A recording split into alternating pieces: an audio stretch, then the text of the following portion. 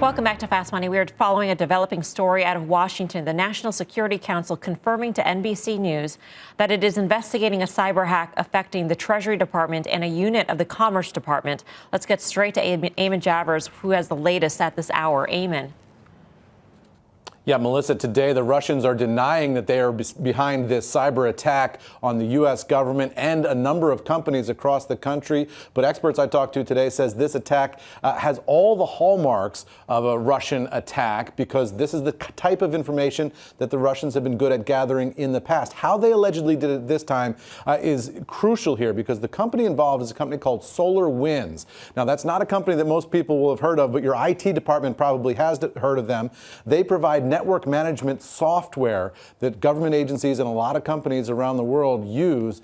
The hackers here allegedly got into SolarWinds, and that company now put out a notice to 33,000 of its customers, alerting them to this hack. They say just around 18,000 or just under that number may have had the specific vulnerability that allowed the attackers to get inside here. The experts are saying that this hack could affect hundreds of Fortune 500 companies. FireEye, the cybersecurity company, Melissa, is now notifying companies that it has determined have been impacted by this hack. FireEye says it was one of those companies that was involved in this hack. We learned that news last week. What we're being told now is that this attack began in the spring of this year and remained undetected for months and months as whoever these attackers were able to get inside these networks and have what one expert told me was godlike access to all of their infrastructure data, access to their emails, all sorts of information, exfiltrate that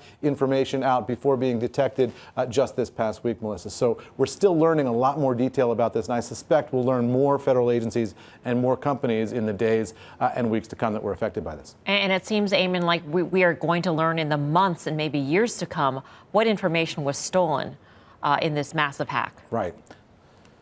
Yeah, look, this is reminiscent of the Chinese hack of the Office of Personnel Management, where you get this huge data cache, and then you can spend years exploiting that and figuring out what it is that you know about the deep inner workings of these companies and these government agencies. When you think about the data that's inside the Treasury Department, the good news is, at least, if you're looking for silver linings here, this seems just to be an intelligence operation. This seems just to be about gathering information, not about disrupting these systems. So while the information may have been compromised, there's no indication, at least as of right now, that whoever the attacker was here is trying to disrupt the Treasury Department or disrupt these companies that have been affected. They're simply trying to understand as much information as they can and then presumably use that to their advantage in the years to come, as you say. Eamon, thank you. Eamon Javers in Washington with the very latest on this developing story. Guy Adami, SolarWinds is a publicly traded company. SWI is a ticker symbol. It's down 16% today. FireEye was hacked last week.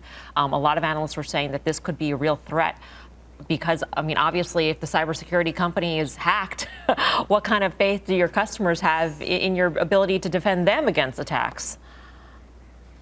Yeah, it's interesting. Bingo card's been the buzzword this year, and I clearly didn't have FireEye getting hacked on mine. But with that said, Palo Alto Networks made an all-time high today, I believe, and I think we've been right to highlight these cyber names for sure. And I happen to think, by the way, the sell-off down to 13 and a quarter or so in FireEye probably needs to be bought. But again, the fact that they got hacked, can't give you a lot of, can't make you feel good. And I like the fact that EJ is trying to paint this in a rosy picture. I think this is a huge existential threat to markets, and I just don't think markets are paying enough attention to it. Maybe I'm wrong, but the fact this has been going on in the spring and we're not just finding out about it now, to me, that's somewhat disconcerting. Think about how many months this entity had those godlike powers that Eamon was talking about. SolarWinds, by the way, services 400 of the 500 Fortune 500 companies. Karen, you're worried enough where you think that this could be like a black swan event for the markets. Yeah, it theoretically could. The market was down this little amount today. Doesn't seem adequate. I think, I'm surprised SolarWinds actually wasn't down more. I think, I'm curious how it was detected and if there's any way to know what kind of data. I hear what Eamon Javers was saying about just, learning as opposed to disrupting something. We don't know that they would use that information in the future to disrupt something. So I don't know. It kind of... I do think it's a bigger tail risk than we thought. It has always been a tail risk. We just didn't know it, that it was, it could be this pervasive a hack. So I think, owning some more protection for a big move, not a little move, not like down 3 or 5%, but down like 10%. Imagine just, if they get in the way of the Treasury Department functioning properly for a brief amount of time. That'd be terrible.